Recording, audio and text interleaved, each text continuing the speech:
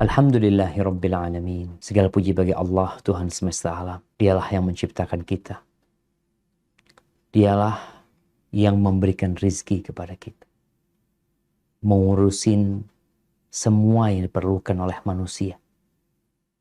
Dan kepadanya kita kelak akan kembali. Apa sih yang kita cari?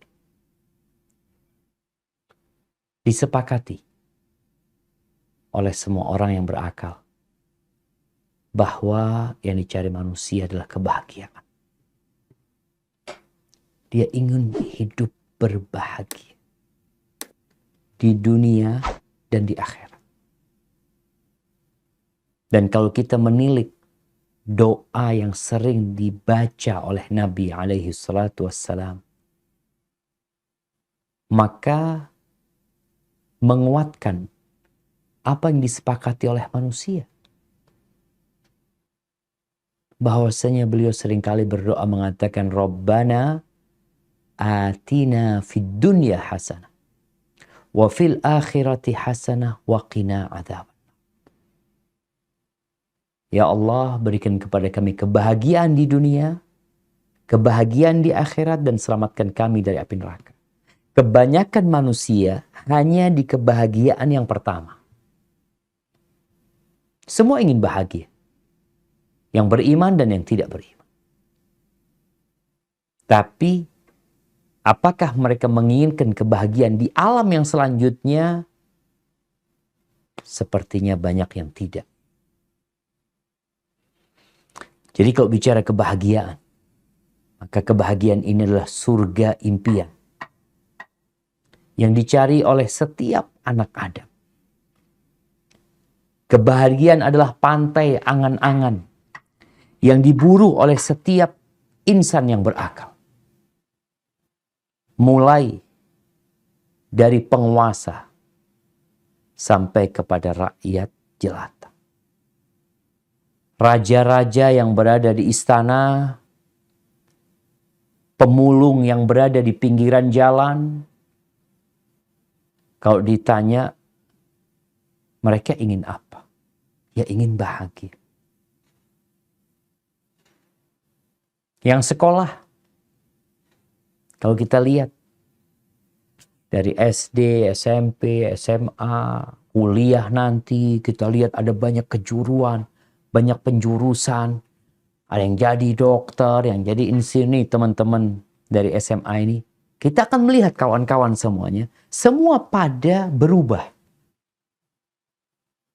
Yang ada yang jadi bupati mungkin. Ada yang jadi dokter, ada yang jadi pengusaha, ada yang jadi pegawai negeri, ada yang jadi pegawai swasta, ada yang buka warung, ada, Masya Allah. Semua orang dengan keberagaman profesi mereka ingin bahagia. Dan kalau kita lihat juga di masa sekarang ini, manusia berusaha untuk membuat berbagai macam sarana yang menghibur manusia untuk mempercepat pencapaian kebahagiaan. Namun, ternyata banyak yang hidup sengsara. Walaupun semua fasilitas sudah dia miliki. Jadi di mana sih letak kebahagiaan itu? Yang kita cari nih, yang kita sekolah, kita kuliah untuk mendapatkannya. Berbeda kebahagiaan dengan kesuksesan. Sukses itu yang engkau inginkan kau dapatkan. Kau kuliah mau jadi dokter tuh, dapat tuh jadi dokter. Apakah dokter bahagia? Belum tentu. Orang ingin jadi bupati, kampanye, keluar duit banyak, jadi bupati. Sukses dia. Makanya dikatakan tim yang menyukseskan bupati, tim sukses. Suksesi ya, atau apa. Tapi apakah bupati itu setelah menjadi bupati dia bahagia? Belum tentu. Kalau kita lihat antara kebahagiaan dengan harta. Ia banyak mengira manusia, kalau aku kaya, aku bahagia. Kalau aku bergelimang harta, aku berbahagia. Seorang berpikir kalau dia menjadi pengusaha yang kaya raya, dengan mobil-mobil yang mewah, dengan rumah yang besar, dengan makanan yang selalu siap tersaji, yang permintaannya nggak pernah ada yang menolak. Oh, ini orang bahagia banget nih. Makanya nggak ada dunia bikin majalah orang terbahagia. Ada nggak? Nggak tahu, anak. Yang ada orang terkaya. Nah, orang terkaya, orang paling tampan mungkin, ada yang paling seksi, apa. Mereka bikin tuh kriteria yang dapat diukur oleh manusia dengan pandangan mata. Dengan panca indera. Bisa dihitung. Oh, hartanya sekian. Bisa dihitung. Maka kita bisa tahu siapa orang terkaya di Indonesia. Tapi kita nggak bakal tahu siapa orang terbahagia di Indonesia. Kita akan tahu siapa yang paling berkuasa di Indonesia. Oh, tahu kita. Presiden. Umpamanya. Kita tahu siapa Kapolri Indonesia. Oh, fulan. Tahu. Tapi di tubuh polisi, siapa yang paling bahagia? Nggak tahu kita. Maka kalau bicara kebahagiaan dengan harta, sebagian orang berpikir kalau aku kaya, aku bahagia. Sehingga sebagian merantau, meninggalkan negerinya, berburu harta, meninggalkan keluarganya. Bertahun-tahun dia menumpuk itu harta. Dan dia lupa bahwa Korun tertanam dengan hartanya. Dikubur hidup-hidup dengan harta. Bukan di situ letak kebahagiaan yang kita cari. Lihatlah kita punya kawan. Mungkin ada yang paling kaya di antara lulusan teman-teman SMA ini. Oh, fulan paling sukses. Masya fulusnya banyak, rumahnya, usahanya ini. Bahagia belum tentu.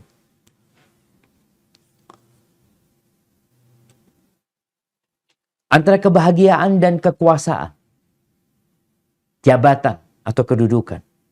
Makanya banyak orang yang udah kaya, dia masih berusaha untuk menjadi bupati, jadi gubernur, atau jadi presiden pun. Karena dia berpikir, kalau aku berkuasa, aku bahagia. Artinya dia belum bahagia nih. Dengan kekayaan dia. Dengan harta yang sudah dimiliki. Maka dia ingin mendapatkan kebahagiaan dari kekuasaan itu. Sehingga perseteruan antara para calon kepala desa. Kita jangan bicara bupati, entah di Bukit Tinggi ya. Tapi kalau di Jawa tuh pemilihan kepala desa itu bersaing banget mereka. Mereka keluarkan duit untuk berkuasa. Mungkin dia berpikir kalau aku berkuasa, apalagi punya fulus, dia akan menjadi orang yang berbahagia. Oleh karena itu setiap tahunnya kita akan melihat manusia-manusia yang berburu kekuasaan. Dengan harta karena kalau dia berburu kekuasaan. Dan terkadang dia menghalalkan segala cara untuk berkuasa. Subhanallah jemaah. Setelah dia berkuasa, hitung berapa banyak yang masuk penjara. Berapa sih gajinya bupati? Berapa? Nggak banyak. Ya mungkin ada uang ini, uang itu, macam-macam. Makanya kita kadang-kadang bingung. Kenapa yang korupsi itu orang kaya ya? Kok bukan orang miskin? Dia nggak bahagia. Setelah berkuasa, dia malah pening. Ngurusin urusan ini, urusan itu. Dia ingin bahagia. Ini secara naluri setiap manusia ingin bahagia. Dia dapat menikmati hidup bersama keluarganya, bersama anak-anaknya. Tapi karena ambisi yang ada pada dirinya, ternyata membuat dia malah nggak bisa kumpul keluarga. Malah bingung dengan kekuasaannya. Makan pun susah, harus dijagain bodyguard. Mau kemana-mana harus dijagain sama bodyguard. Nggak ada kebebasan untuk meraih kebahagiaan tersebut. Ada protokoler yang harus dia ikutin. Ini aduh, ruwet. Makanya kalau antum berangkat ke Sukamiskin, KPK, kerjaannya yang ditangkepin KPK ini siapa sih? Ya orang-orang yang memiliki jabatan, memiliki kedudukan, Bupati Fulan, Gubernur Fulan, anggota DPR Fulan, Menteri Fulan, berapa menteri yang ditangkap sama mereka. Yang kita berpikir mereka seharusnya bahagia banget gitu loh. Gimana nggak bahagia? Mobil siap sama supirnya, kemana-mana dihormatin. Tapi ada pula yang berburu kebahagiaan dengan popularitas. Dia berpikir kalau aku populer, kalau aku jadi artis, kalau aku terkenal. Dan sarana itu ada loh. Sarana itu dibikin sekarang. Artinya dulu kalau mau populer itu sulit, harus ke Jakarta orang itu. Sekarang orang di rumahnya sendiri dengan handphonenya, dia bisa menjadi selebgram, dia bisa menjadi apa, dia bisa punya banyak follower, pengikut. Apakah kalau dia tersohor, wajahnya selalu nampak di halaman pertama, di Twitter atau di mana, dia menjadi orang yang berbahagia. Boleh jadi mereka adalah orang-orang yang sengsara. Karena dia salah cari tempat kebahagiaan. Berapa banyak orang yang menjadi populer, akhirnya dia takut dengan dirinya sendiri. Dia takut kelihatan jelek. Dia takut ketemu orang. Dia takut ini, takut itu, takut itu. Bahkan terkadang udah populer, dia lihat kok belum bahagia. Oh, duitnya mungkin kurang. Sampai sebagian ada yang menjadi pelacur. Menjadi pelacur dia. Di popularitas nggak dapat bahagiaan. Mungkin dengan harta dia menjadi pelacur, dapat uang banyak. Kesengsaraan yang didapat. Kalau kita membaca berita tentang orang-orang yang bunuh diri di Korea Selatan, itu hampir 44 orang dari 100.000 jiwa itu bunuh diri tiap tahun. Dan 14 diantaranya wanita, perempuan. Sedangkan laki-laki sebanyak 30 orang per 100.000. Selebriti Korea yang sekarang digandrungi sama anak bangsa. Film-filmnya, mereka memang memiliki memiliki pabrik artis lah, kalau bisa disebut seperti itu. Ya bagaimana orang-orang itu menjadi berpenampilan yang indah ya, bagaimana mereka kemudian di blow up menjadi orang yang terkenal, pikirnya mereka bahagia. Berapa banyak artis-artis yang depresi, yang akhirnya bunuh diri. Kita ini kadangkala ketika melihat penampilan dia di depan kamera, dengan senyumnya, dengan tawanya, dengan pakaiannya, dengan oh ini orang bahagia banget nih. Sehingga kita berpikir kalau aku seperti dia, seperti aku akan bahagia. Ketika masuk di sana, engkau akan tahu. Mereka tidak mendapatkan kebahagiaan.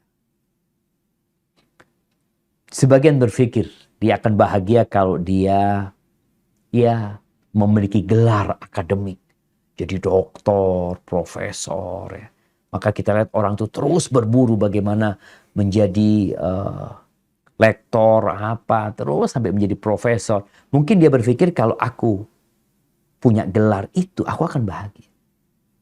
Sebagian mengejar karirnya. Dengan harapan apa? Harapan berbahagia. Namun, ternyata enggak juga. Emangnya semua doktor bahagia? Semua profesor bahagia? Sebagian profesor ada di penjara.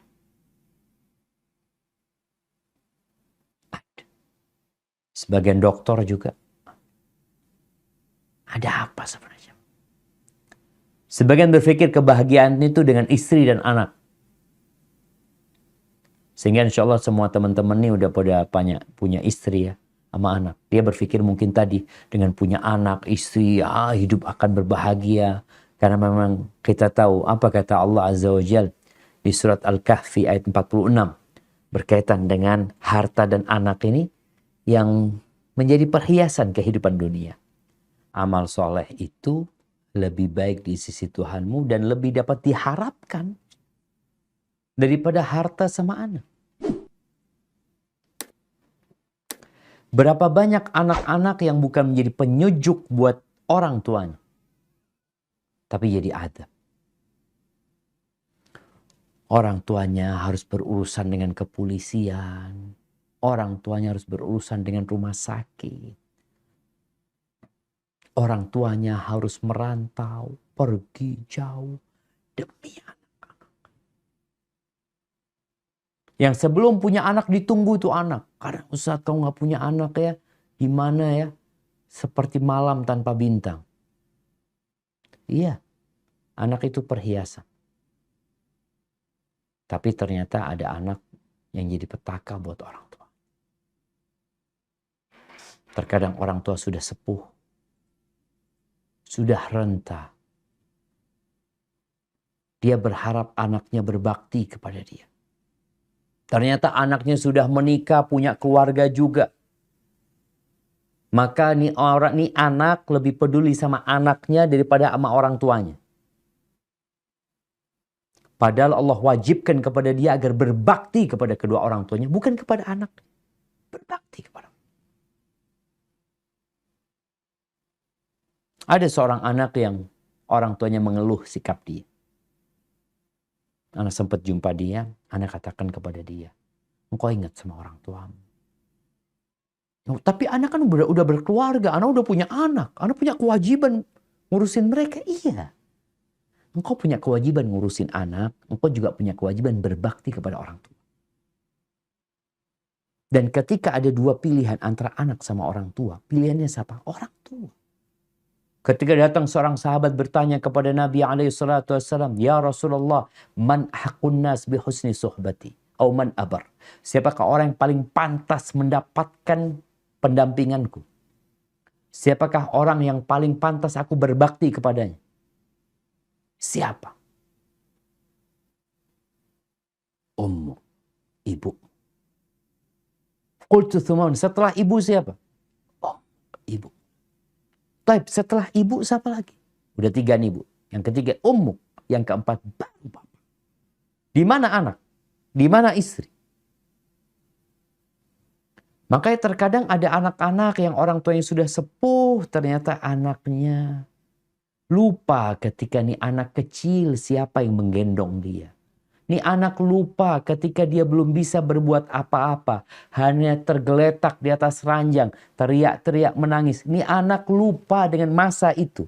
Sehingga sekarang dia merasa sudah sukses, sudah berhasil. Dia merasa orang tuanya butuh sama dia.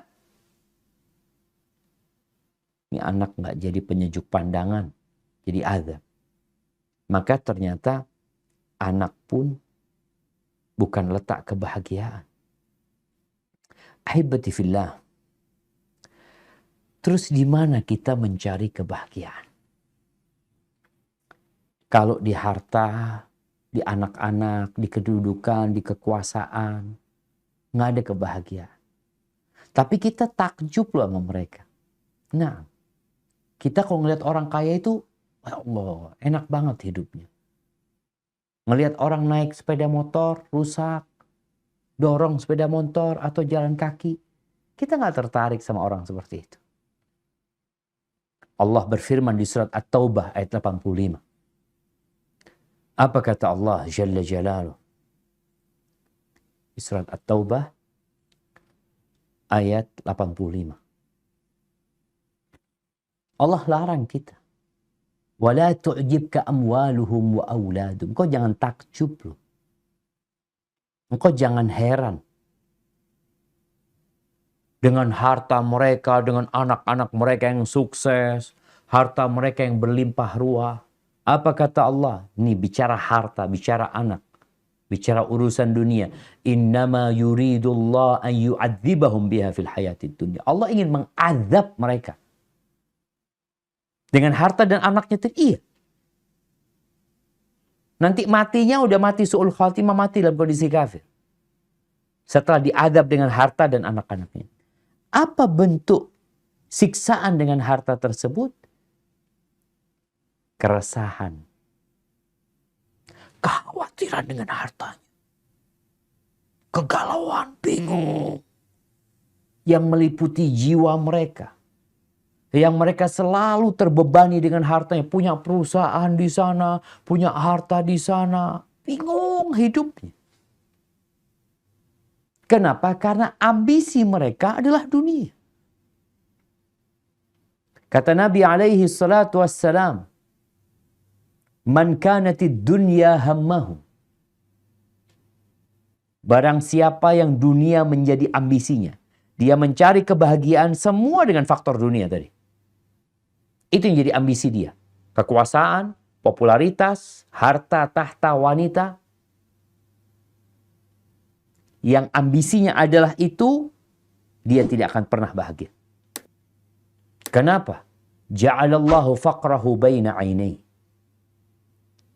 Allah akan menjadikan kefakiran itu di antara kedua matanya. Seperti orang pakai kacamata. Kacamata warna hijau, semuanya jadi hijau. Kalau dia pakai kacamata warna merah, semuanya jadi merah. Kalau dia pakai kacamata kefakiran, yang ada kekhawatiran dengan kefakiran. Sehingga dia akan bingung. Ikut asuransi ini, ikut asuransi ini. Semua diasuransikan. Kenapa? Ada kekhawatiran.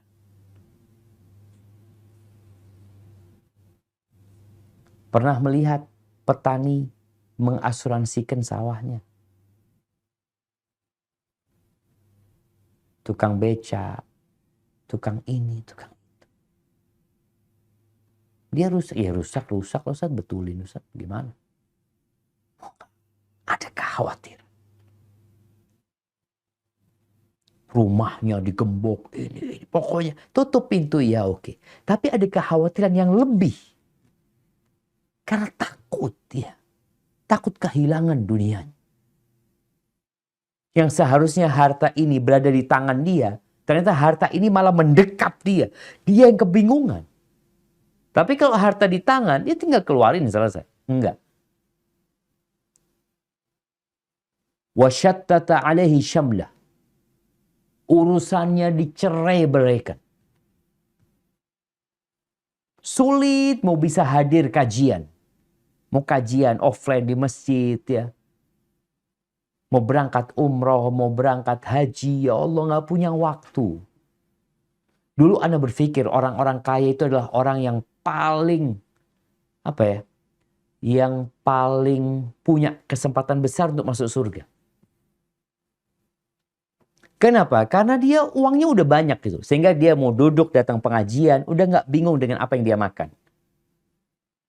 Dia mau berangkat umroh, gak bingung dengan apa yang akan dia makan. Banyak duit dia.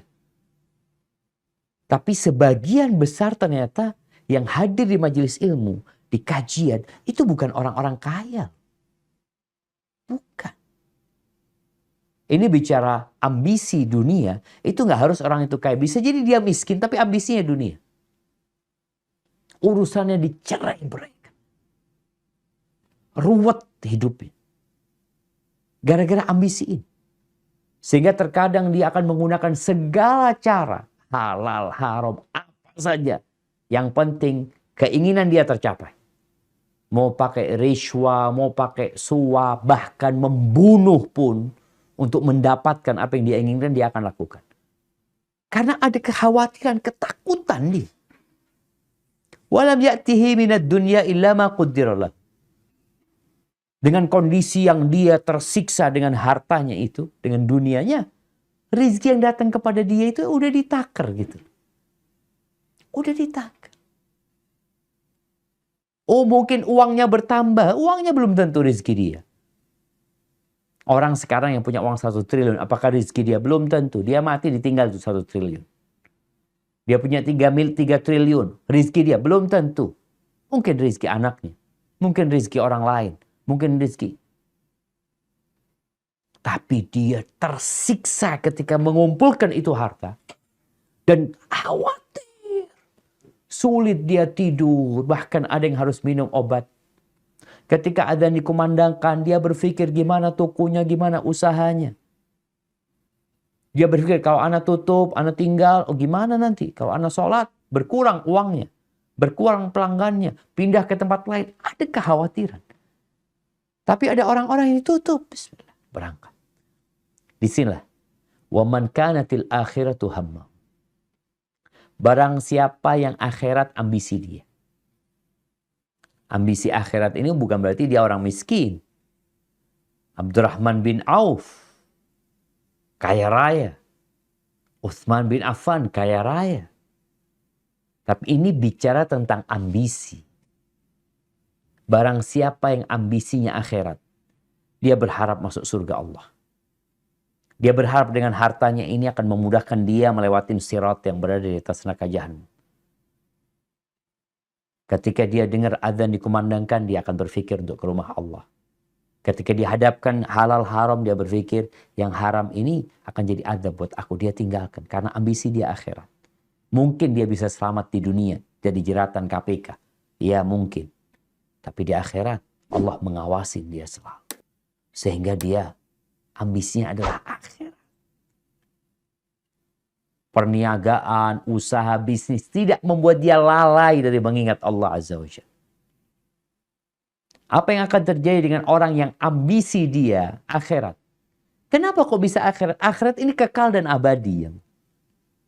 Nah, kalau bicara kebahagiaan, sebagian orang berpikir kita harus 50-50 dunia akhirat. Gimana 50-50? Engkau hidup di dunia berapa lama? 60-70 tahun. Satu hari di akhirat itu seperti 1000 tahun.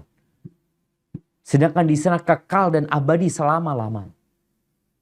Bicara makanan di dunia. Engkau makan di dunia, 2 piring udah gak bisa lagi.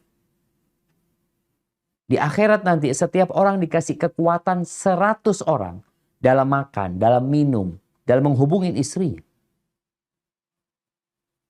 Bicara wanita-wanita surga sama wanita-wanita dunia. Wanita dunia ya Allah, dia semakin tua semakin keriput. Semakin tidak bisa melayani suami.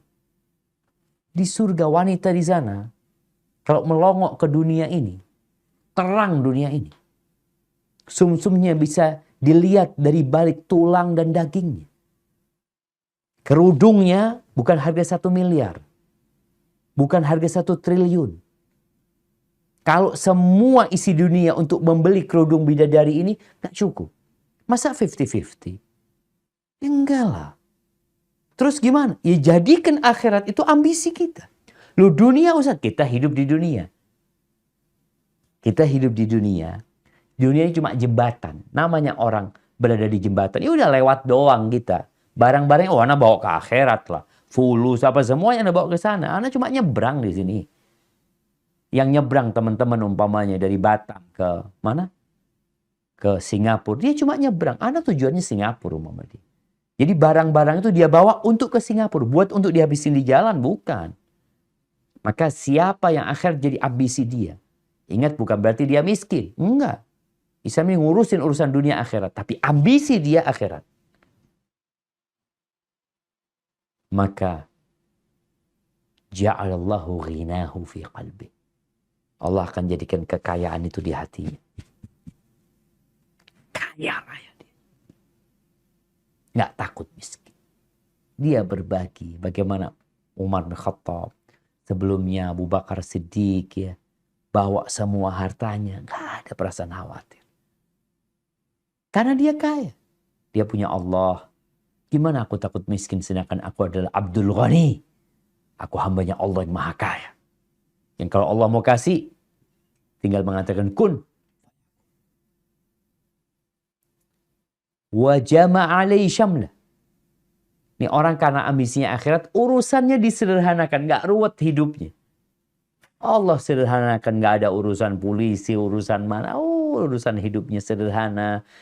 Dia bisa kumpul sama keluarganya, dia bisa sholat duha, dia bisa sholat qobliyah, ba'diyah, dia bisa berangkat umroh, dia bisa baca Quran. Sebagian kita sebulan nggak buka Quran. Kang, kau kemana nggak buka Quran? Oh, urusan ini itu ruwet urusannya. Oh, bisa jadi engkau ambisinya adalah dunia. Ambisinya akhirat, punya waktu untuk baca Quran. Punya waktu untuk berzikir pagi dan petang. Punya waktu untuk sholat tepat waktu. Subhanallah. Wa atathu dunya wa hiya raghimah. Allah akan kirimkan dunia kepada dia. Dunia akan datang kepada dia. Dalam kondisi hina, dipaksa dunia datang sama dia. Dia urusan dunia, kalaupun dapat dunia, tetap tujuan dia adalah akhirat. Ahibbati fillah. Oleh karena itu manusia nih kalau dikasih sepenuh stadion, Senayan, emas, dia kepingin 2. Kalau bicara dunia. Ambisi dunia ini seperti kita mengejar bayangan kita sendiri. Semakin lari, semakin kencang dia pergi meninggalkan kita.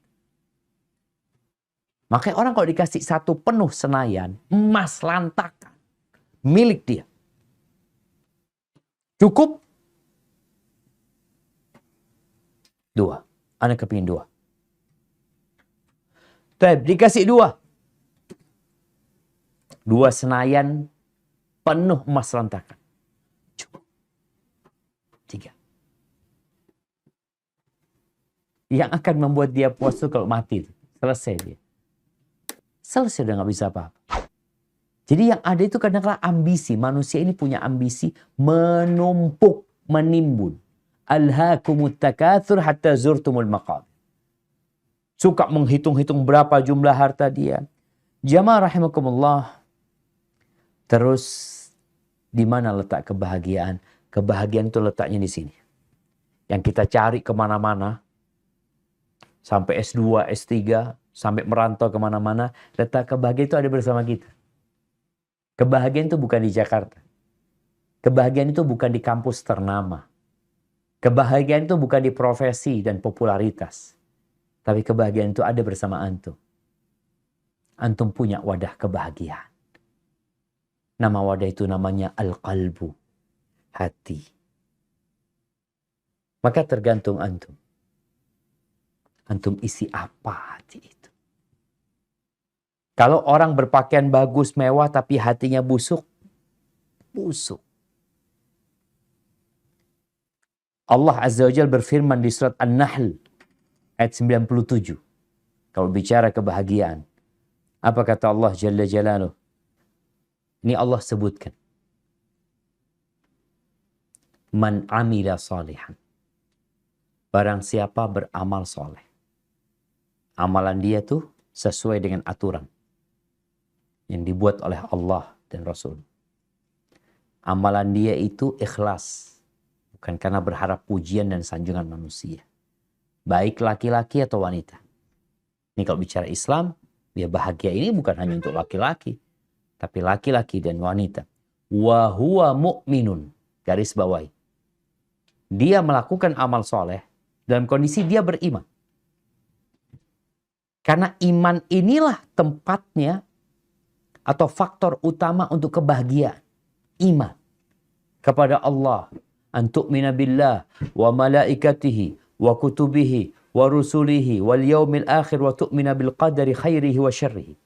Beriman dengan rukun iman itu, maka yang akan Allah berikan kepada dia, falanuhyiyannahu hayatan thayyibah. Kami akan berikan kepada dia kehidupan yang baik. Kehidupan yang berbahagia. Bukan Allah bikin kaya, bukan. Bukan Allah jadikan dia berkuasa karena dia beramal soleh, bukan. Bukan Allah jadikan dia populer, enggak. Kita lihat Fir'aun, itu kaya raya, raja. Qarun juga seperti itu. Haman seorang pejabat. Enggak, Allah mengatakan Allah akan berikan kehidupan yang bahagia. Kehidupan yang baik. Kehidupan yang baik di dunia, di alam kubur, dan kelak di padang mahsyar sampai masuk surga Allah Azza wa Jalla. Allah akan berikan kehidupan yang baik. Syaratnya apa? Beriman dan beramal soleh. Oh, mudah kalau gitu, Ustaz. Iya. Tapi ingat tadi kita udah bicarakan. Ambisimu harus akhirat. Wadah ini, kalau tidak pandai-pandai kita mengisinya dengan keimanan, yang ada orang akan putus asa, bunuh diri. Orang ketika di PHK, dia akan gundah gulana. Ketika kena penyakit atau bangkrut, dia akan kebingungan. Kalau dia beriman dengan takdir Allah Azza wa Jal, dia akan mengatakan inna lillahi wa inna ilaihi raji'un. Sesungguhnya kami milik Allah dan kami akan kembali kepada Allah Azza wa Jal. Semuanya sudah ditetapkan. Keimanan yang membuat dia berbahagia dalam kondisi dia di PHK. Keimanan yang membuat dia berbahagia dalam kondisi dia bangkrut. Keimanan yang membuat dia bahagia dalam kondisi dia nggak punya anak. Anak nggak punya anak, Ustaz. Orang-orang punya anak. Tapi karena dia beriman dengan takdir Allah, dia mengatakan hasbunallah wa ni'mal wakil. Cukuplah Allah. Cukup Allah buat kami. Allah sebaik-baiknya pelindung. Dan Allah akan berikan balasan yang lebih baik dari apa yang mereka kerjakan. Taib. Ada beberapa unsur pendukung kebahagiaan. Selain tadi yang kita bicarakan keimanan di dalam hati yang membuat orang itu dalam semua kondisi dia akan berbahagia. Sampai Nabi SAW mengatakan ajaban li amril mu'min inna amrahu kullahu lahu khair. Sungguh menakjubkan urusan orang beriman. Semua urusannya baik. Walaysa dzalika illa lil mu'min. Itu tidak dimiliki kecuali orang beriman. Dia mau di atas, dia mau di bawah. Dia mau jadi penguasa, dia jadi rakyat jelata, dia mau beruntung banyak, dia mau bangkrut, dia mau sehat, dia mau sakit, dia punya penampilan yang indah atau dia dikasih wajah yang tidak cantik, dia bahagia. In asabathu sarra syakar, fakana khairan lahu. Kalau dia mendapatkan kenikmatan dari Allah, dia bersyukur. Maka itu baik buat dia. Dia tidak bereforia, kemudian melakukan kemaksiatan dengan hartanya, enggak. Wa in asabathu dharra sabar. Kalau dia ditimpa sesuatu yang tidak menyenangkan, maka dia akan bersabar. Dan itu baik buat dia gitu. Karena dunia ini berputar.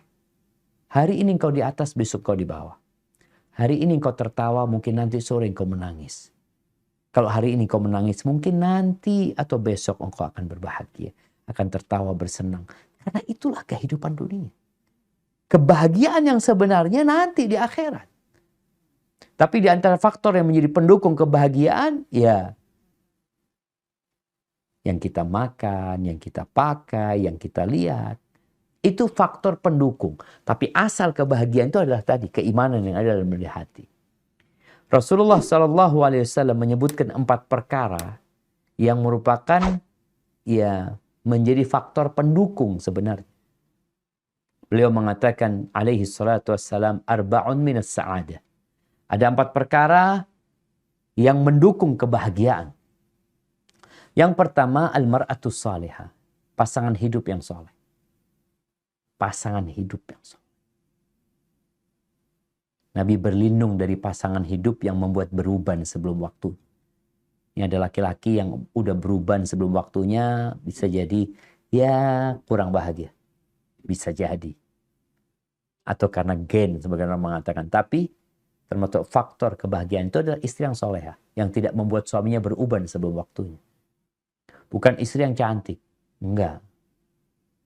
Cantik kalau nggak soleha, apa gunanya? Dia cantik buat orang lain. Berapa banyak wanita yang cantik ketika di luar rumah. Sampai suaminya kalau ngelihat istrinya cantik akan bertanya mau kemana. Karena dia bukan wanita soleha. Wanita soleha adalah wanita yang senantiasa cantik untuk suaminya. Allati idza nadarta ilaiha sarratka. Kata Nabi SAW, kalau engkau memandang kepada dia, dia akan menyenangkan hati. Itu wanita soleha. Masya Allah. Taib yang kedua, wal maskanul wasi'. Rumah yang luas, bukan yang mewah. Jadi faktor kebahagiaan ini sekarang kan orang pada bikin rumah minimalis. Sebenarnya rumah minimalis itu walaupun indah, tidak mendukung kebahagiaan. Tapi rumah yang luas. Kenapa rumah yang luas? Karena seorang mukmin itu suka silaturahim. Seorang mukmin itu pintunya terbuka, ada tamu, ada keluarga. Kalau rumahnya kecil, mertua datang, kamarnya cuma 2, punya anak 2. Mau taruh di mana gitu.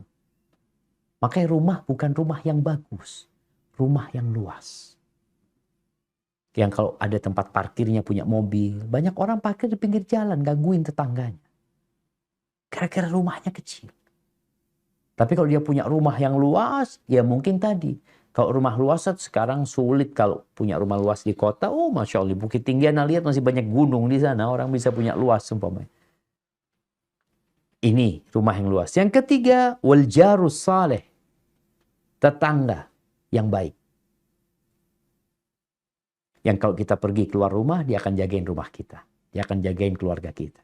Yang anak-anak kita bermain ke sana akan dididik kebaikan sama dia. Bukan diajak berbuat baik. Ini termasuk faktor kebahagiaan. Soalnya kalau antum istrinya soleha, rumahnya luas, tapi tetangganya perampok, na'udzubillah. Hilang kebahagiaan itu. Ada kekhawatiran. Tapi kalau punya tetangga yang soleh, Masya Allah. Yang keempat, al-markabul hani. Kendaraan yang nyaman. Bukan kendaraan yang mahal, tapi kendaraan yang nyaman. Yang nyaman apa? Yang antum belinya nggak utang. Itu salah satu contoh kenyamanan. Yang belinya nggak utang. Tapi kalau antum belinya utang, walaupun enak dinaikin, tetap nggak nyaman buat antum. Antum kepikiran akhir bulan harus bayar. Terus karena utang.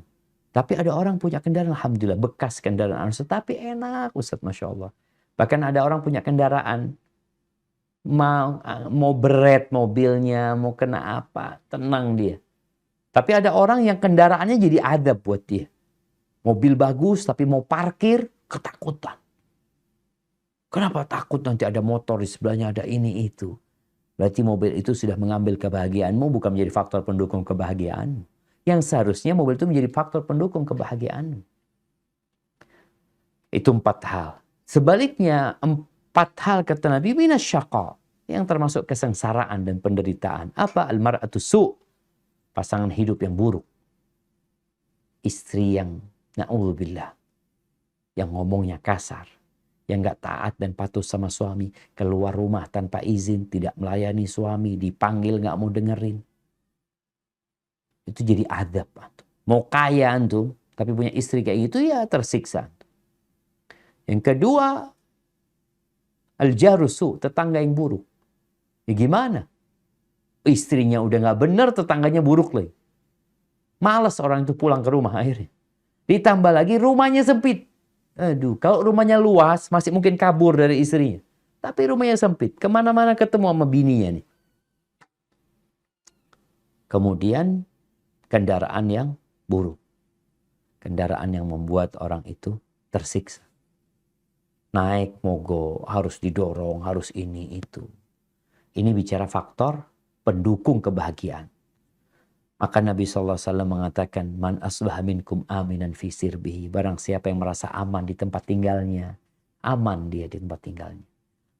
Mu'afan fi jasadihi, sehat badannya. Ini faktor pendukung kebahagiaan juga. Sehat badannya. Indahu qutu yaumi. Dia punya yang dia makan hari itu, bukan besok. Hari itu dia punya yang dia makan. Faka'annama hizat lahud dunya bihadafir. Dunia dan isinya seakan-akan diberikan kepada dia. Dengan 3 perkara. Sehat, aman, sehat, dan punya yang dia makan hari itu. Bukan punya tumpukan harta. Barakallahu fiik. Mungkin itu yang dapat kita kaji pada kesempatan kali ini. Ingatlah, orang-orang yang beriman itu akan mendapatkan ketenangan, kedamaian. Hidupnya akan berbahagia. Maka perhatikan hati kita sebagai wadah kebahagiaan buat kita. Itu yang dapat Anda sampaikan. Kurang lebihnya mohon maaf. Anda kembalikan ke moderator. Jazakumullah khair.